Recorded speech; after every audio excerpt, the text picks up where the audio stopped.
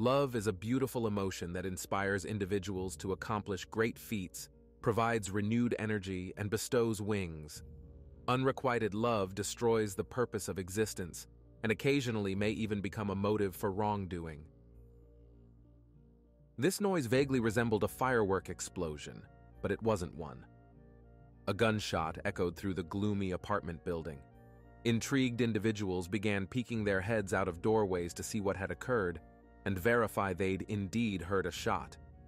Most of the curious onlookers in the hallway weren't even residents of the complex. They were reporters who had come solely to witness everything firsthand. Outside the building, an incredible scene was unfolding. A crowd of about 100 people watched with fascination and a sort of horrified excitement at the unremarkable window of apartment 24, located several stories up.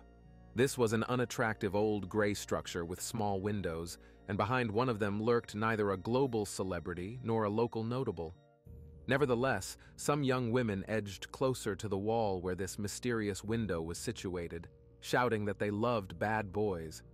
They begged for him to look out and show his face, if only for a moment. Gawkers, journalists, and simply inquisitive passers-by pointed their phones toward the window, waiting to see if the person inside would respond to the call. At one point, the window crashed open and a soccer jersey was hung out. Half the crowd outside began applauding vigorously, showing whose side they were on.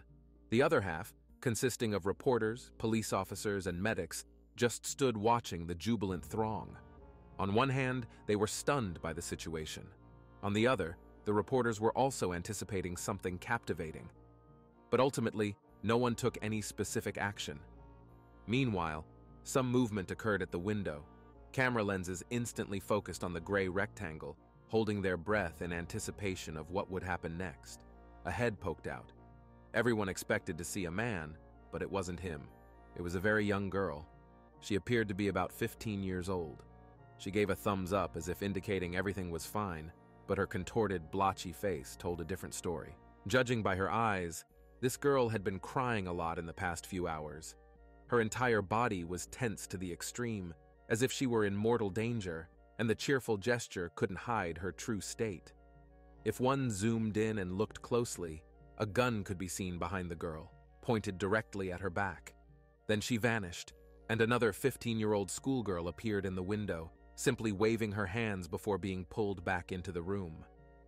A hand with a gun then emerged from the opening and fired a random shot into the crowd. The shooter was a young 22-year-old man from apartment 24. In reality, he had been holding 4 teenagers captive there for 100 hours. This was the longest hostage situation in Brazil's history, and it would end quite differently than many expected. The entire nation was following this crime in real time.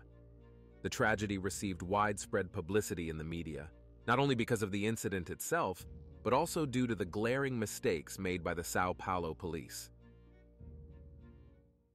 Friends, over 90% of viewers watch videos without subscribing to the channel. Check if you're subscribed.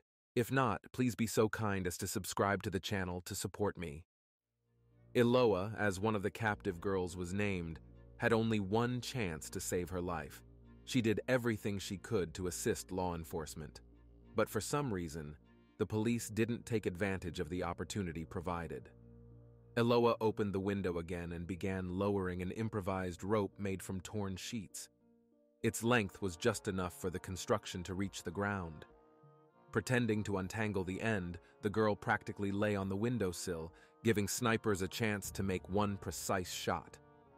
But they didn't take it.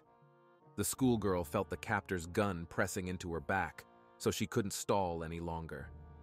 Eloa straightened up, stepped back into the apartment, and began pulling up the homemade rope, which now had a paper bag with food dangling at the very end. This was her only chance at rescue, and it failed. Later, news channels replayed this entire situation several times. The footage showed a crowd passively observing the hostages' actions. They simply watched the window of this apartment building as if it were a TV screen, taking no action. The fact is, there are specially trained individuals capable of negotiating with hostage takers. To do this professionally, one must possess certain skills. For example, having a high level of emotional intelligence. Imagine that at some important event, one of the important educated guests intentionally mispronounced a word. There are three main reactions, three types of people. The first type won't even notice the mistake was made, likely just letting it pass. The second type will definitely point out this error, doing so publicly to demonstrate their own superiority and embarrass the speaker. And finally, the third person will genuinely smile and try to correct the speaker carefully, so as to cause minimal damage to their reputation. Only people of the third type, possessing high communication skills, can become negotiators. They shouldn't ignore the actions of a hostage taker and have no right to abruptly point out the incorrectness of their behavior. They must skillfully guide the criminal to achieve the desired outcome while preserving lives. This is a very complex science. Just a few words, coupled with a certain intonation, can lead to success or ensure the failure of the entire operation. And unfortunately, negotiators can't always bring the situation to the necessary conclusion either. Around noon on Monday, 15-year-old Eloa Pimentel and her best friend Nayara da Silva, along with two of their male classmates, gathered at Eloa's home to work on a joint geography project. A pleasant, friendly atmosphere filled the apartment. The teenagers had just finished a snack, and the apartment's host wanted to tidy up quickly. Eloa's younger brother and parents wouldn't return home until evening, so she needed to put the apartment in order. She stored clothes in the closet, made the bed, washed the dishes, and returned to her guests. Suddenly, the front door burst open, and a man appeared in the doorway. He stood silently for several seconds, staring at the students. His posture was unnaturally tense. He scanned the room as if searching for someone. What troubled the teenagers most was the gun gripped in his hand. All present froze for a moment. The stranger broke the silence, declaring he had come to take Eloa's life. Everyone else had simply ended up in the wrong place at the wrong time. After this, the man abruptly lunged toward the boys and struck their heads several times with the pistol grip. Caught off guard, they didn't even have time to comprehend what was happening.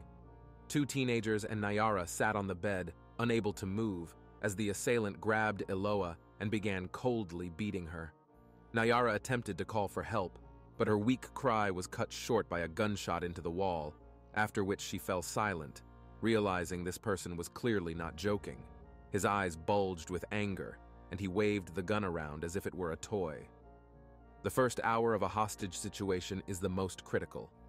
During this time, the captor experiences an incredible adrenaline rush.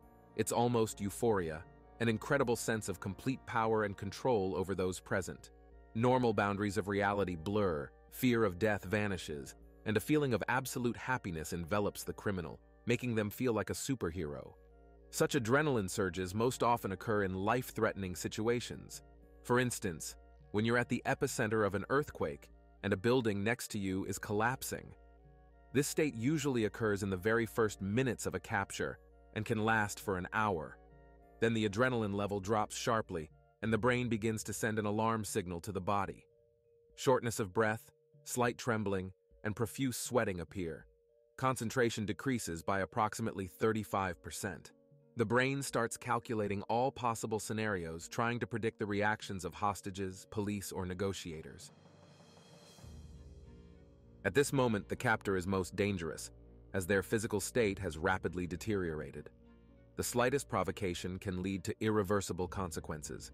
In every such situation, there are three parties involved: the hostage taker, the hostages, and the negotiator. A special tactical action group closely monitored the situation related to the hostage taking in apartment 24. About 100 officers surrounded the building's perimeter. The group's command center was set up in the school attended by Eloa and her three classmates. The police's primary task was to understand what was happening inside Eloa's apartment and attempt to get all hostages out alive. The command center focused on developing a strategy. At the same time, a rapid response team was called in to try to infiltrate and disarm the hostage taker. Several snipers were positioned in nearby buildings, ready to pull the trigger in case of an emergency. All these teams needed to work together, and now they had to patiently wait for the criminal, armed, dangerous, and likely suffering from some mental instability, to present his demands. The Eloa Pimentel case uniquely featured a fourth party beyond the usual three: the press, which was broadcasting the hostage situation live. Along with reporters, a crowd of onlookers gradually gathered on the street, watching the capture unfold in person. This was practically the first instance where an entire country followed a crime in real time. The press, quickly grasping what had occurred, rushed to find information about the girl living in apartment 24 and soon discovered she was 15-year-old Eloa Pimentel. Reporters and their assistants rapidly pieced together the situation and drew their own conclusions based on interviews with acquaintances and neighbors of the main hostage. They learned that Eloa had recently been dating a young man. They had broken up, but the youth, unwilling to let his beloved go, was now holding her hostage. Correspondents spun this story in various ways, making plans and predictions about how soon the lovers would realize they were meant for each other and emerge from the apartment hand in hand. The press even discussed the wedding of the century that would follow the hostage's release. This was the story of two lovers, not yet able to understand their own feelings and emotions, that was presented to viewers on television screens. Reporters managed to reach Eloa's apartment by phone and speak with a young man named Lindenberg Fernandez Alves. This phone conversation was even broadcast live on television, and the hostage-taker admitted that Eloa was indeed his ex-girlfriend. He expressed confidence that everything would soon end in the best possible way. Victor, one of the teenagers in apartment 24, had told his father he'd be home around 5 in the evening. When the boy didn't return at the appointed time after finishing homework with Eloa, his father decided to check if everything was all right. He approached Eloa's apartment door and knocked several times. No one answered. The man was about to leave when he heard strange sounds. He began pounding on the door and kicking it, determined to get inside. Victor's father then heard a warning that if he didn't stop, everyone in the apartment would die. The distressed man rushed down the stairs, trying to call the police as he went. Luckily, he saw a patrol car in the building's courtyard and told the officers everything. One law enforcement officer went to the entrance and wanted to resolve the situation himself. However, instead, he heard threats and nearly got shot as the captor fired several times directly at the door. The loud sounds alarmed the neighbors. People began peering out of their apartments, calling relatives and friends. Information about the hostage situation in Eloa's apartment spread throughout the city like wildfire. A crowd of onlookers instantly began gathering around the apartment building, watching with interest to see how it would all end.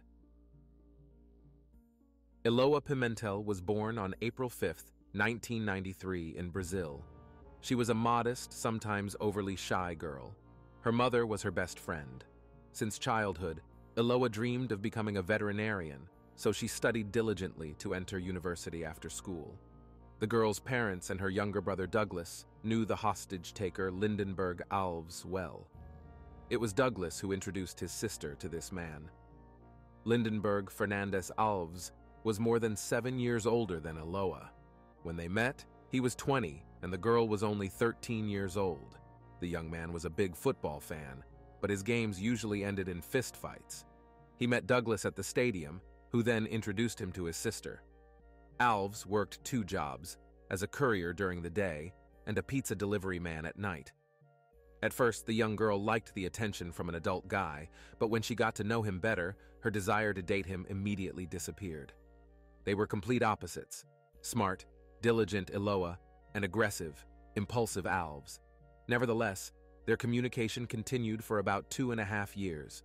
The girl's parents were against her dating an adult man, but it's very difficult to force a 13-year-old schoolgirl to do something against her will. So for Eloa, communicating with Alves was nothing more than teenage rebellion. The girl hardly understood that such a relationship would lead to nothing good, and when she realized it, it was too late. The parents, realizing that prohibitions wouldn't achieve anything, allowed their daughter to meet with Alves, but only at their home. If the couple was going somewhere, Eloa's younger brother Douglas always had to be with them. Over the next 2.5 years, the girl's parents began to perceive Alves as a family member because he was always around. They noticed that the guy tried to control their daughter in every way. He forbade her from communicating with friends, going to events if he wasn't around, and generally reporting to them about her day. Alves himself didn't adhere to his own rules. He spent every weekend at the club, but Eloa's actions were subject to total control. Alves was a real manipulator. He could tell his girlfriend in the evening how bad she was and that she had broken his heart, and in the morning come and act as if nothing had happened, or fall to his knees and beg for forgiveness. These strange relationships continued for almost 3 years. One evening, Eloa came to her mother's room and said she no longer wanted to date anyone. She decided to focus entirely on her studies. The woman, of course, supported her daughter, not yet knowing what they would have to endure. Since the young couple broke up, Alves never doubted for a moment that he could get Eloa back. He simply began stalking her everywhere.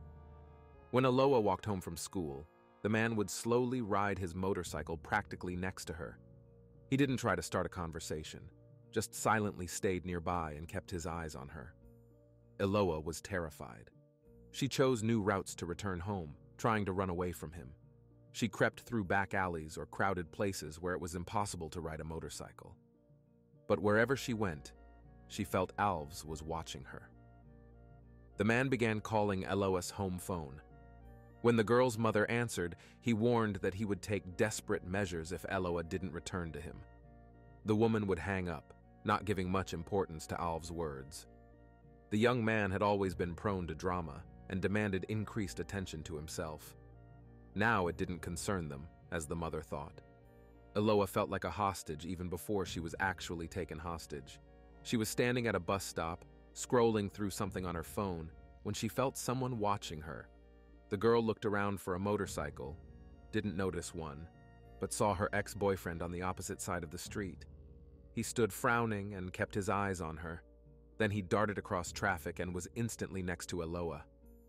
Alves began saying he had made many mistakes but still loved her. The girl shielded herself with her textbooks and prayed for the bus to arrive quickly. She decided to ignore the guy to not give him a chance to latch on to her words, but her tactic only angered Alves.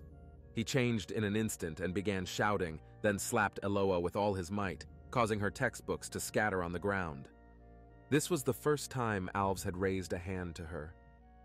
Eloa ran home in tears and locked herself in her room. Her younger brother Douglas saw his sister's red, swollen face and tried to find out what happened. Eloa didn't answer, but her brother already guessed who was responsible for the girl's condition. The teenager blamed himself for once introducing Alves to his sister and felt responsible for it. When the parents returned home, they were so furious that they called Alves and demanded an apology. In response, he said he could do much worse if Eloa didn't change her decision. And now, armed with a gun and a huge plastic bag of ammunition, Alves came to the apartment where his ex-girlfriend lived and took her and 3 others hostage. Eloa sat on the bed side by side with her 3 friends. She barely audibly tried to calm Alves, agreeing to sort out their relationship one-on-one. The girl even promised she would return to him if he stopped all this. But the guy seemed to have gone off the rails. He shouted that he no longer wanted to be with her. The only goal was to take her life. The hostage-taker took shirts from the laundry and used them to tie up all his victims. He hadn't yet decided what he would do next. Would he make Eloa suffer by dispatching her friends one by one? Or would he send her alone to the afterlife? Although Nayara's presence also greatly irritated Alves. In his opinion, this friend had a bad influence on Eloa, convincing her to break up with her adult boyfriend, so she would probably have to suffer too. As for the boys, they simply evoked dislike in him. Alves, although older, feared he might not be able to handle 4 teenagers. The goal of the first phone conversation between the police and the hostage-taker is to let him know that they are listening and want to help. After that, to find out his main demands. When the negotiator dialed Eloa's apartment number, Alves answered. Someone could be heard screaming on the other end of the line. At this time, the captor was beating his ex-girlfriend.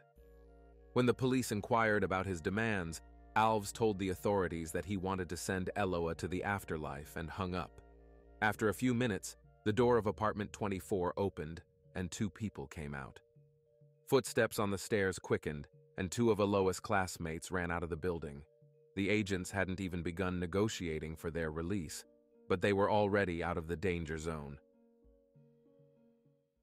Don't forget to subscribe to the channel if you like this video. It's really important. This transpired on the initial day. Approximately 12 hours had elapsed since the students' confinement in the apartment. Alves paced the room, brandishing a gun. One of the boys, Victor, was sprawled on the floor. He had fainted. Eloa fanned his face with a folded sheet of paper, trying to revive him. The other boy, pale and huddled, sat in a corner. Nayara, Eloa's friend, attempted to reason with the deranged Alves, pleading with him to release at least the boys, who were truly caught in the crossfire by chance. Alves smirked and asked if the girls were afraid to remain alone with him. He himself found it unpleasant to watch his ex-girlfriend fussing over her classmate, so he released the frightened schoolboys without any conditions. This was the police's first victory, although they hadn't really done anything yet. 2 of the 4 hostages exited the ill-fated apartment alive and well. Officers immediately surrounded the victims and began questioning them about the situation inside. The classmates reported that the captor's mood changed every minute. At first, he shouted that no one would leave alive. Then he threatened to only take Eloa's life. Later, he wanted her to witness her own friend's demise. Sometimes he became gentle and reassured the kids not to worry. Everything would end well because he wasn't such a bad guy. But then his eyes would fill with rage again, and he'd become cruel towards Eloa. The tactical team concluded that the criminal was highly unstable and unpredictable. At the same time, he had taken a first step towards cooperation, so a favorable outcome was still possible. With proper negotiator work, success in hostage release cases is 93%. The key is to act consistently, step by step, guiding the captor to abandon his demands and preserve the victims' lives. In apartment number 24, a mobile phone rang. Alves, gripping the gun in one hand, answered with the other. The guy was very interested in how the caller got his number, but the caller asked him several questions about Eloa. He inquired when Alves planned to release the girl. Then he asked to speak briefly with the hostage. Eloa complained to the man on the phone that she was very hungry. When the girl broke down crying on the call, it was disconnected. In reality, this wasn't a call from the negotiator. A reporter had found Alves' number and made this ill-fated call live on television, throwing off the police's strategy. The media wanted an exclusive interview with the hostage taker. It turned out that the authorities couldn't control the journalist's activities. The media had bribed the criminal's relatives or friends to obtain his number. They knew it was highly unethical and interfered with police work, but they repeatedly intervened in the hostage negotiations and spoke with Alves multiple times, thereby endangering the girls' lives. For the media, sky-high ratings for their reports were the top priority. Alves, who relished attention to himself, gladly recounted how poor and miserable he was. He'd tried to talk to his ex-girlfriend numerous times, but she always turned her back on him and refused to listen. That's why he had to resort to crime, to force her to hear him out. The man assured reporters that he'd soon release Eloa and surrender to the police, but this didn't happen. 30 hours had passed since the hostage-taking in apartment number 24. News channels presented the public with a story of an unfortunate young boy in love with a girl, and viewers believed what they were told on screen. Eloa was barely mentioned. Everyone pitied the rejected admirer who had a nervous breakdown and dared to take desperate measures. The police were perplexed. Snipers hesitated to pull the trigger, fearing the consequences. And Alves was getting anxious. To prevent the captor from watching TV and learning about police actions, which were also covered in the news, they cut off electricity to the building. The police asked journalists not to broadcast live, urging them to use any footage after the hostage rescue operation ended. However, they couldn't do anything to stop them. It was sheer madness. After 30 hours of confinement, Alves became increasingly unhinged. He grew irritated by the crowd shouting under the windows, not only words of support, but also various insults. He opened the window, stuck out his gun, and fired randomly at innocent people. Fortunately, no one was hurt.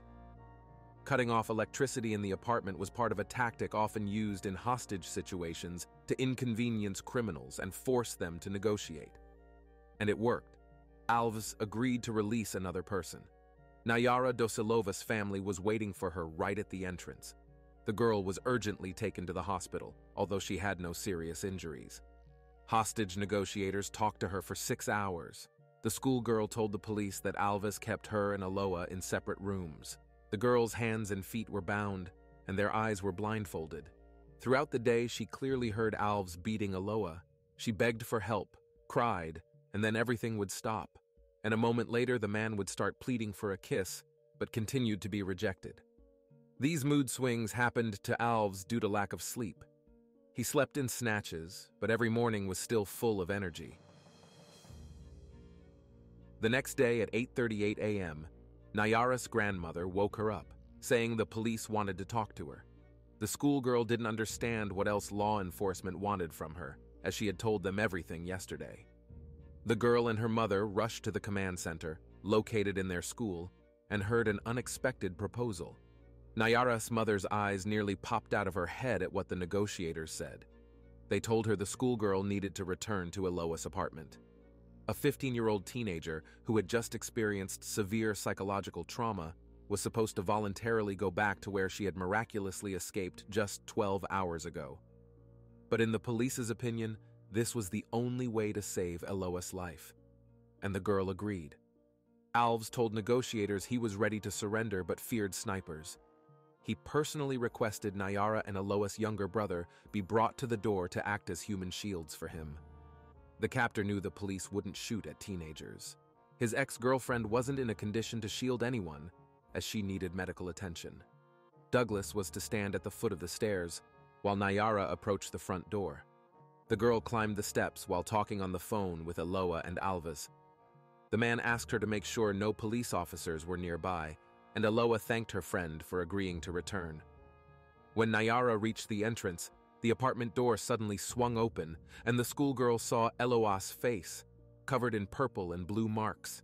Before the girl could process what was happening, the man grabbed her wrist, pulled her inside the apartment, and slammed the door shut. On national television, Nayara's family watched live as their daughter was kidnapped again. The police had made a fateful decision, endangering a teenager's life. They took a risk and lost, without even considering how to handle such a scenario. Alves dictated his terms, and the negotiators blindly followed. The girls had been hostages for almost 100 hours. The captor alternated between calm and aggressive states. He physically attacked Eloa, yelled at her, and sometimes was gentle.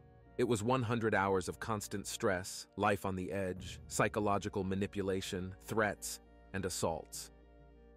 Eloa began losing her mind, but throughout this time she never yielded to Alves. During their relationship, power had been entirely in the man's hands. He was nearly 8 years older, manipulated her in various ways, and forbade everything, and now she refused to give in to him even slightly.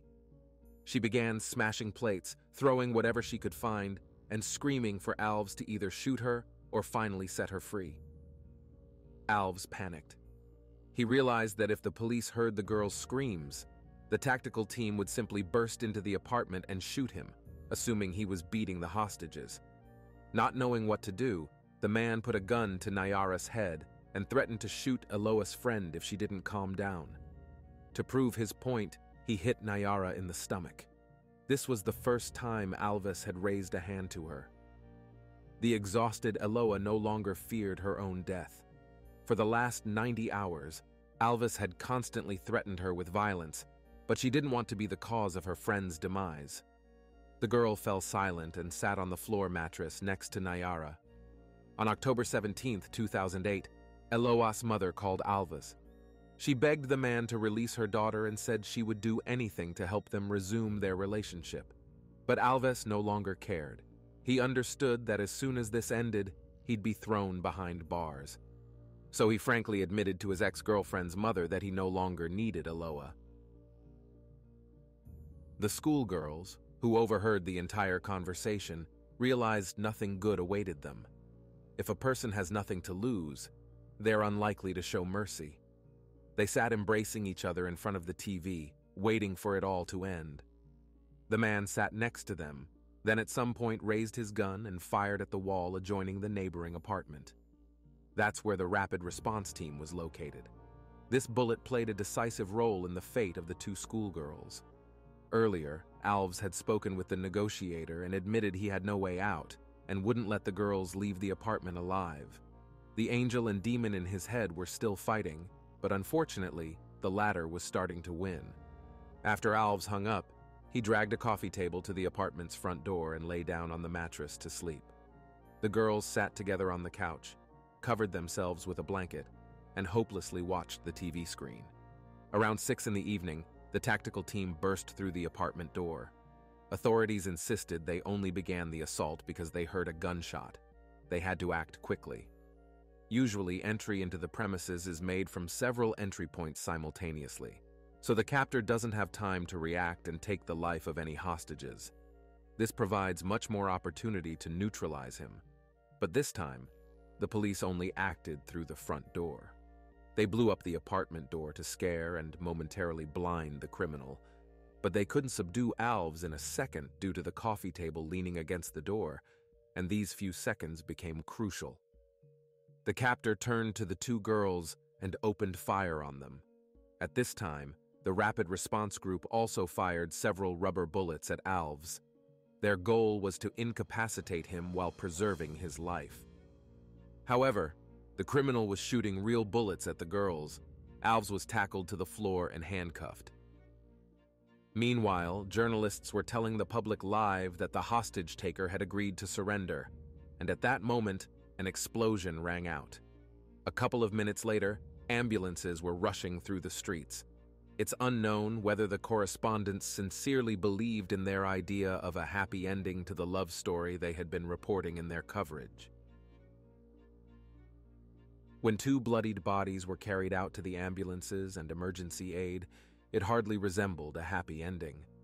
The journalists still didn't give up, trying to push their cameras right up to the ambulance windows to get exclusive footage.